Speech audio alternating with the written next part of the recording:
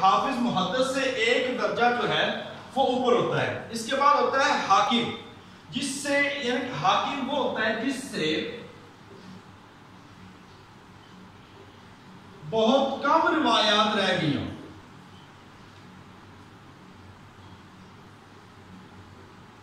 اس کو ہم کیا کہتے ہیں؟ حاکم. یہ ایک ٹرم ہوتی ہے محدث، حاکم اور اثر. اس کے بعد ہم بات کر لیتے ہیں جی متواتر، اور جو آپ کا ایک سوال تھا جو خبر روایت کے حوالے سے، وہ بھی انشاءاللہ تعالیٰ بھی آپ کو یہاں پہ بیان کرتے ہیں. اچھا، یہ سوال اصل میں لوگ کنفیوز ہو جاتے ہیں. ایسے سوالات صرف ایک خبر مقبول کی 4 اقسام کا بار بار سوال آ رہا ہے، ٹھیک ہے؟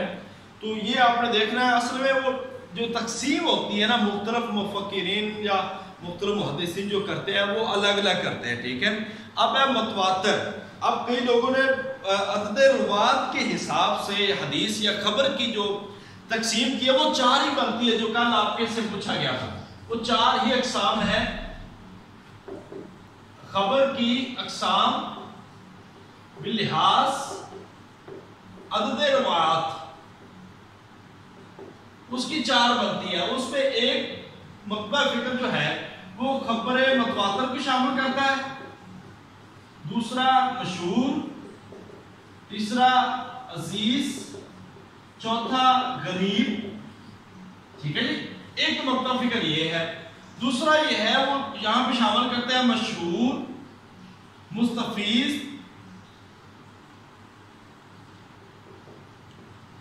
تیسرا عزیز اور غریب، ٹھیک ہے؟ اب یہ خبر کی اقسام بلحاظ عدد روات وہ یہی بنیں گے. وہ 4 قسمیں بنتی ہیں، یہ لے لیں یا یہ لے لیں. جب آ جاتی ہے نا جی خبر احاد، خبر احاد کی اقسام، تو خبر احاد کی اقسام آپ پھر یاد رکھ لیں کہ پھر وہ 3 بنتی ہیں. اس دونوں کو ایک ہی شامل کر کے، ایک دوسری یہ اور تیسری یہ، یعنی کہ مشہور، عزیز، غریب. یعنی کہ جب خبر واحد کی آپ قسمیں پڑھتے ہیں تو خبر واحد کی 3 قسمیں ہیں، مشہور، عزیز، غریب. لیکن جب خبر کی اقسام میں لحاظ عدد روات آپ پڑھتے ہیں تو اس کی قسمیں بنتی ہیں خبر متواتر، مشہور، غریب، عزیز. تو اور ملا کے تو دوسرا مکتبہ فکر مشہور، مستفیض، عزیز، غریب. لہذا آپ نے یہ سوال دیکھ رہا ہے کہ اگر اس لحاظ سے پوچھا گیا تو آپ نے 4 بتانی ہے. ویسے ایسے سوالات بہت کم آتے ہیں، آپ کو بتا دیں. اور خبر احاد کی جو اقسام ہے وہ 3 ہے، اور خبر مقبول کی جو اقسام ہے وہ 4 ہے. بس اس کے بارے میں مزید ہم روایت بات نہیں کریں گے. متواتر کسے کہتے ہیں؟ کثیر راوی جن کا جھوٹ پر اکٹھے ہونا محال ہو اور اس کے اندر 4 شرطیں پائی جاتی ہیں. ان ساری چیزوں کو آپ نے صرف تھوڑا تھوڑا آپ نے پڑھ لینا ہے تو یہ متواتر کہلاتا ہے. متواتر کی اقسام ہوتی ہیں 2. متواتر کی اقسام 2 ہیں. ایک ہوتا ہے متواتر لفظی اور ایک ہوتا ہے متواتر لفظ مانوی. یہ بھی یاد رکھیں، لفظی اور مانوی، لفظی اور مانوی. اس کے ساتھ اس احاد جو ہوتا ہے، خبر احاد کسے کہتے ہیں؟ متواتر میں 4 شرطیں پائی جاتی ہیں، یعنی کہ جن کا جھوٹ پر اکٹھے ہونا محال ہو، ٹھیک ہے، اور شروع سے آخر تک یہ سلسلہ قائم ہو. اور احاد کیا ہوتا ہے؟ احاد ہوتا ہے کہ جس میں متواتر کی شرطیں نہ پائی جائیں، یعنی کہ ان میں اتنی تعداد نہیں ہوتی، نہ پائی جائے. اب سندوں کے اعتبار سے، سندوں کی نسبت کے اعتبار سے یہ آپ کو بتا دیں، یہ خبر احاد کی اقسام ہے وہ 3 ہے، مشہور، عزیز، غریب. اب آگے غریب کے اوپر بات ہوتی ہے کہ غریب کی کتنی قسمیں ہیں. مشہور وہ ہے جس میں روایت کرنے والوں کی تعداد 3 سے کم نہ ہو. عزیز وہ ہے جس میں روایت کرنے والوں کی تعداد 2 سے کم نہ ہو. اور غریب وہ ہے جس میں روایت کرنے والے کی صرف 1 ہو، فرد واحد ہو. اب غریب جو ہے اس کی بھی آگے 2 قسمیں ہیں. ایک ہوتا ہے غریب مطلق اور دوسرا ہے غریب نسبی. اب غریب مطلق کسے کہتے ہیں کہ اگر غرابت اصل سند میں ہے، اصل سند میں اگر غرابت ہو، یعنی کہ تفرد نہ ہو، تو غریب مطلق، اور اگر سند کے درمیان میں ہو، سند کے درمیان میں ہو تو وہ غریب نسبی۔ اب اس کے بارے میں سوال آ سکتا ہے کہ غریب کی اقسام کتنی ہے، یا سند کے درمیان جس میں غرابت واقع ہو تو وہ حدیث کی کون سی قسم کہلائے گی، تو وہ غریب نسبی اور غریب مطلق اصل سند میں جس کے اندر آ جائے، تو یہ آپ نے یاد رکھنا ہے۔ اس کے بعد ہم بات کر لیتے ہیں کہ خبر احاد کی دو اقسام بنتی ہیں باللحاظ مقبول و غیر مقبول، یہ یاد رکھنا۔ خبر احاد باللحاظ مقبول و غیر مقبول، اس کی اقسام ہیں دو، ایک ہوگی مقبول اور دوسری ہوگی مردود۔ ایک مقبول اور دوسری مردود۔ مقبول جو ہے اس کی آگے قسم ہم پڑھتے ہیں، خبر مقبول کی اقسام کتنی آ جاتی ہیں، خبر مقبول کی اقسام آ جاتی ہے 4۔ خبر مقبول کی کتنی آ جاتی ہیں 4، جس میں ذرا دیکھیں، صحیح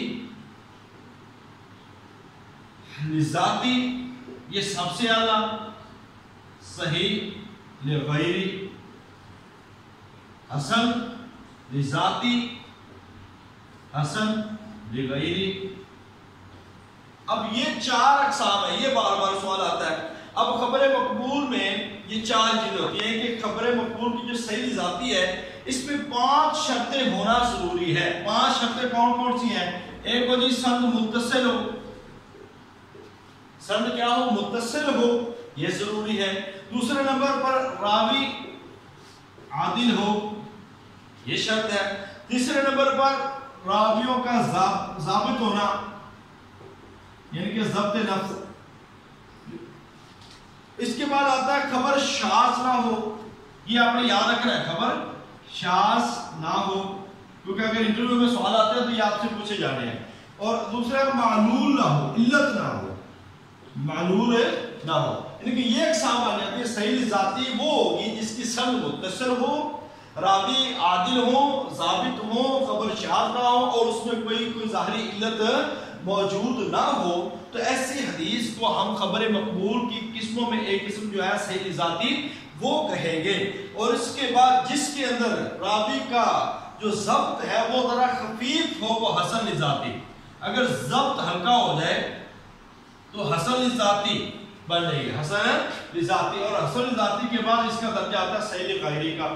تو آپ نے اس لحاظ سے اس کو یاد کرنا ہے۔ بقایا اس پہ میں مزید انشاءاللہ ابھی لمبی ڈیٹیل میں نہیں جا رہے، جو موٹے موٹے سوال ہیں وہ آ جائیں گے، تو آپ نے اس کو ایک دفعہ آپ نے پڑھ لینا تاکہ آپ کو ان کے بارے میں چیزیں کلیئر ہو جائیں۔ اس کے بعد ہم بات کر لیتے ہیں مشہور حدیث کے اقسام کے بارے میں، اور جو ٹرم بولی جاتی ہیں جن کے بارے میں ہر ایک کو جاننا وہ ضروری ہے۔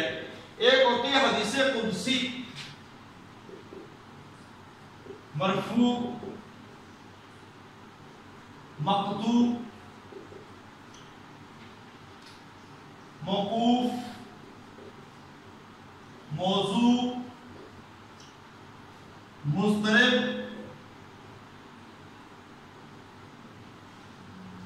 مدرج، ٹھیک ہے جی۔ اس کے ساتھ موضوع مقلوب بھی ایک آتی ہے جی، مقلوب بھی۔ خبر واحد کی جو اقسام ہے وہ ایک لحاظ سے 7 بنتی ہے، وہ بھی آپ کو صرف بتا رہا ہوں، مگر تفصیل آج انشاءاللہ تعالی آپ کو وہ گروپ میں شیئر کر دیں۔ میں ابھی کوشش کروں گا کہ ابھی ٹائم ملتا ہے تو میں آپ کو پڑھا دوں۔ مقصد یہ ہے کہ کل کا لیکچر حدیث پہ آخر دیا جائے، اور اس کے بعد ہم نے تقابل ادیان کو شروع کرنا ہے۔ اگر ہوا تو انشاءاللہ کل ہم ان ساری قسموں کو یہاں پہ ڈسکس کریں گے، جس میں مقلوب ہوگی، جس میں معلق، موصل، مرسل، مدلس، یہ ساری چیزیں ہمیں یہاں آج ہم اس کو ڈسکس کر لیتے ہیں۔ حدیث قدسی جس میں بات اللہ تعالیٰ کی ہو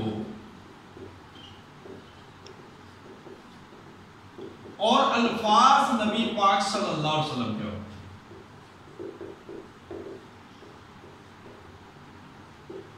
وہ حدیث قدسی کہلائے گی، یعنی کہ جس میں بات اللہ تعالیٰ کی ہو اور الفاظ نبی پاک صلی اللہ علیہ وسلم کے، جیسا کہ الصوم لی وانا اجزی بہ، کہ روزہ میرے لیے اور میں اس کی جزا دوں گا۔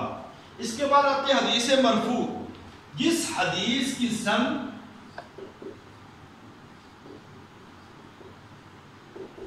نبی اکرم صلی اللہ علیہ وسلم تک پہنچے،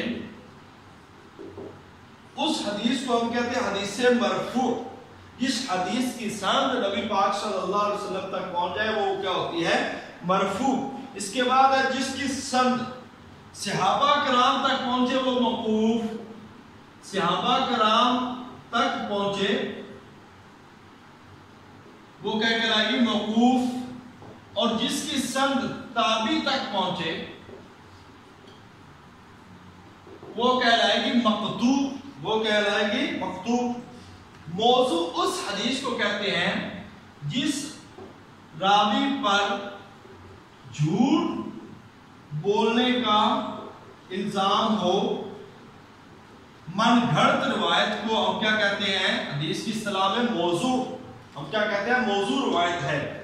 اس کے بعد آتا ہے جی مضطرب۔ مضطرب جس میں کسی معاملہ میں خلل پیدا ہو جائے، یعنی کہ جس حدیث میں یا جس حدیث کے سند اور متن میں خلل پیدا ہو جائے، مضطرب ہو جائے۔ خلل، یہ اس لفظ یاد رکھ لیں، خلل ہو جائے، پیدا ہو جائے، اس کو کہتے ہیں مضطرب۔ اب خلل یا اگر متن میں ہوا ہے، اس کی دو قسمیں ہیں، مضطرب المتن اور مضطرب السند۔ اب یہ دو قسمیں، اگر تو سند میں مضطرب خلل پیدا ہوا ہے سند میں، تو اس کو ہم مضطرب السند کہیں گے، مضطرب السند۔ اگر اس کا متن میں خلل پیدا ہوا ہے تو اس کو ہم کہیں گے مضطرب المتن، مضطرب المتن۔ یہ اپنے یاد رکھنی، یہ لازمی پوچھی جا سکتی ہے۔ اس کے بعد ہے مدرج، جس میں کسی جگہ راوی اپنا کلام درج کر دے، اس کو کہتے ہیں مدرج۔ اچھا، مدرج کی بھی دو قسمیں ہیں، ایک مدرج المتن ہے اور ایک مدرج السند ہے۔ اگر راوی سند کے اندر اپنا کلام داخل کر دے تو اس کو مدرج السند کہیں گے، اگر متن میں داخل کر دے تو اس کو مدرج المتن کہیں گے۔ یہ آپ نے یاد رکھنا ہے۔ اس کے بعد جو بات آتی ہے وہ حدیث کی جو منکرین اسباب تان ہیں وہ آئیں گے، اور اس کے ساتھ ساتھ معلق، موصل، مرسل، منقطع، منکر، شاذ، ان احادیث کی بات آئے گی جو انشاءاللہ تعالی ہم کوشش کریں گے کہ کل اس کو آپ بڑی تفصیل سے اور ڈیٹیل سے یا تو میں آپ کو سینڈ کر دوں گا یا پھر آپ کو انشاءاللہ تعالی ہم بڑی تفصیل سے آپ کو وہ بتا دیں گے۔ تو ضعیف حدیث میں ابھی نوٹ سے کچھ چیزیں آپ کو یہاں پہ شیئر کرتا ہوں۔ اچھا جی، ضعیف حدیث ایسی حدیث جس میں نہ تو صحیح کی تمام شرائط جمع ہو نہ ہی حسن کی، تو ایسی حدیث کو ہم کیا کہتے ہیں؟ ایسی حدیث کو ہم ضعیف حدیث کہتے ہیں۔ ابھی معلق کی بھی میں آپ کو بتاتا ہوں جی۔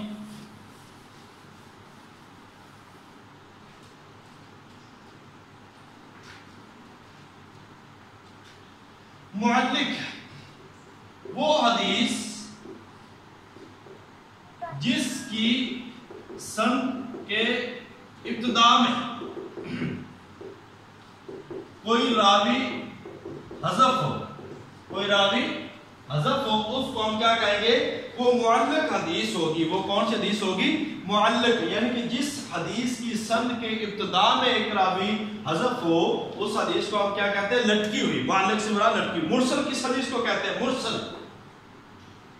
اچھا جی، مرسل اس کو کہتے ہیں جس حدیث میں انقطاع سند، یعنی کہ سند کا کٹ جانا آخر میں ہو، جس میں انقطاع سند آخر میں ہو، اس کو کیا کہتے ہیں ہم؟ وہ مرسل کہا جاتا ہے۔ یعنی کہ رسول اللہ صلی اللہ علیہ وسلم کی جانب سے سند میں صحابی کا نام نہ لیا جائے اور صحابی کا نام لیے بغیر جو ہے وہ حدیث بیان کر دی جائے، اس کو کیا کہتے ہیں ہم؟ مرسل۔ مرسل کی بھی آگے اقسام ہیں۔ منقطع، منقطع کون سی حدیث ہوتی ہے؟ جس حدیث کی سند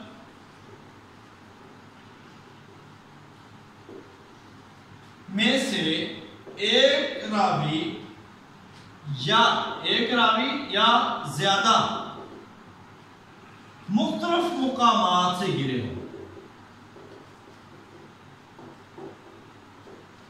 यानी कि जिस हदीस की सनद से एक रावी या एक से ज्यादा रावी मुख्तलिफ मुकामात से गिरे हुए हों तो उसको हम क्या कहते हैं? मुनक़ते। मुनक़ते शाज़ रवायत। शाज़ रवायत वो होती है जिसमें सिका रावी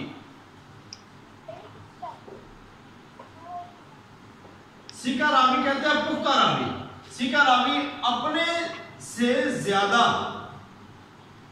औसत है, यानी कि जिसमें सिका औसत अपने से ज्यादा पुख्ता रावी की मुखालफत करे, यानी कि जिसमें सिका औसत की मुखालफत करे उसको हम क्या कहते हैं? शाज़। इसके बाद आती है जी तदलीस। तदलीस किसे कहते हैं? मुदल्लिस।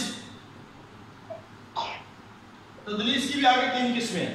किसी रावी का अपने किसी ऐसे मुआसर से रवायत करना जिससे इसकी मुलाकात तो मारूफ है मगर वो हदीस जो वो मज़कूर कर रहा है, जो जिक्र कर रहा है, वो इससे नहीं सुनी, यानी कि वो एक ही वक्त फर्क देश अपने शेख से मिला जरूर है, कोई बंदा अपने उस्ताद से मिला जरूर है मगर जो रवायत वो बयान कर रहा है वो उस हदीस या उस शेख से नहीं है, तो ऐसी हदीस को हम क्या कहते हैं? वो मुदल्लिस है। और रवायत भी वो ऐसे सीगे से करे जिससे ये एहतमाल होता है कि रवायत इससे सुनी, यानी कि समा का एहतमाल हो। मिसाल के तौर पर अन और काल और ऐसे रावी को मुदल्लिस कहते हैं। और इसकी 2 अक़साम है, एक होता है तदलीस शयूख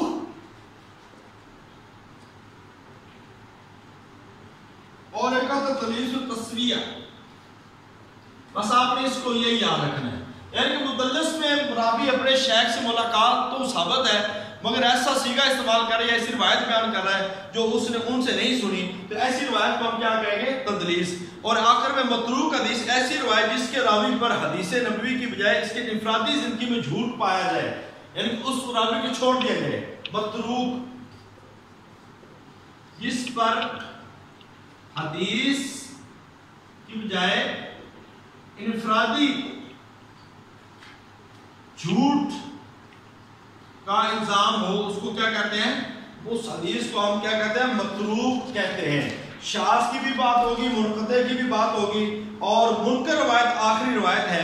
अगर कोई ज़ईफ रावी, ये सिंपल सी है, अगर कोई ज़ईफ रावी, एक तो था सिका की, ये याद रख ले, सिका औसत की मुखालफत करे तो वो होता है शाज़।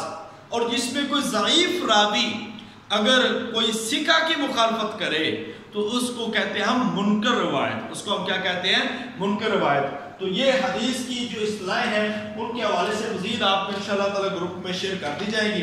आज के कुछ सवालात थे जिनके बारे में अब हमने नेक्स्ट जो पढ़ना है 1-2 हदीस की टर्म्स पढ़ेंगे और बकाया जो हम पढ़ेंगे वो इंशाअल्लाह ताला कुछ अहम सवालात हैं जो इंटरव्यू के हवाले से अहम हैं, वो आपको पढ़ाएंगे। और मतन हदीस के बारे में और फ़न अस्मा और रिजाल के बारे में मेरे ख्याल से ये टॉपिक अभी हमारे रहते हैं। कोशिश करेंगे कि कल हम इसको इंशाअल्लाह ताला मुकम्मल कर दें, ना हुआ तो परसों एक पहले 15 मिनट इस पे कर लेंगे, फिर हम तक़ाबुल ध्यान शुरू कर लेंगे। तो एक सवाल है बिल अदद रवात की अक़साम जो है वो 4 ही हैं। खबर मुतवातिर मशहूर अजीज गरीब, एक सवाल ये था आपका। मुकस्सरीन की तादाद जो है वो 7 है। मुकस्सरीन वो सहाबा जिनकी तादाद हदीस की तादाद 100 हो, 1000 हो। अच्छा, तक़वियतुल ईमान के बारे में हमारे सर अब्दुर्रज़ाक साहब उन्होंने पूछा था। मदारस के निसाब में एक सीरत की किताब होती थी तक़वियतुल ईमान, वो जनरल हिस्ट्री की किताब होती थी छोटी सी, तो ये शाह इस्माइल शहीद रहमतुल्लाह अलैह की है। हमारे अब्दुल शुएब ज़फ़र साहब ने पूछा था मुज़ाबिना, ये आपने कल मतन में पढ़ना है, तो मुज़ाबना होता है कच्चे फलों की बैय करना। जब हम कल किताबुल बुयू को पढ़ेंगे तो उस वक्त इंशाअल्लाह इन चीज़ों को डिस्कस करेंगे। मुहाकला खेती की होती है और कच्चे फलों के दरख्तों के ऊपर लगे हुए जो फल हैं उनकी बैय करना वो मुज़ाबना होती है। और अख़ज़ हदीस के 8 तुरुक हैं, 8 तरीके हैं। ये इंशाअल्लाह ताला कल के लेक्चर में आपको जब इंटरव्यू के ये मैं आपको बताता हूँ। समा, क़िराअत, इजाज़त, मुनाविला, मुकातिबा, आलाम, वसीयत, वजादा, ये कल तफसील से हम डिस्कस करेंगे। और इसके साथ हदीस को तलाश करने के 5 तरीके हैं। रावियों की मार्फत से तखरीज, मौज़ूए हदीस की मार्फत से तखरीज, हदीस के पहले हिस्से की तखरीज, मतन की संद की तखरीज और हदीस के अल्फाज के जरिए तखरीज। हिफाज़त हदीस के अहम ज़राए, ये भी सवाल शुएब ज़फ़र साहब ने पूछा हुआ था حدیث کے 3 اہم ذرائع ہیں، بذریعہ کتابت، بذریعہ حفظ اور بذریعہ تعامل امت۔ اور آخری سوال تھا کہ ایام تشریق یا عیدین کے روزے، عیدین کے روزے 2 عیدوں کے اور 11، 12، 13 کا ذوالحج کا روزہ رکھنا یہ اسلامی تاریخ کے اندر ممنوع ہے، تو 5 روزے وہ ممنوع ہے جس کے لیے منع کیا گیا ہے۔ اس کے علاوہ بھی ایک آدھا سوال ہے، وہ انشاءاللہ تعالیٰ کل ڈسکس کریں گے۔ اللہ تعالیٰ میرا اور آپ کا حامی و ناصر ہو۔ اس سارے لیکچر کے بارے میں اگر کوئی سوال ہے تو 1-2 منٹ کے اندر کر سکتے ہیں، انشاءاللہ تعالیٰ کلاس وائنڈ اپ ہو رہی ہے جی۔ السلام علیکم۔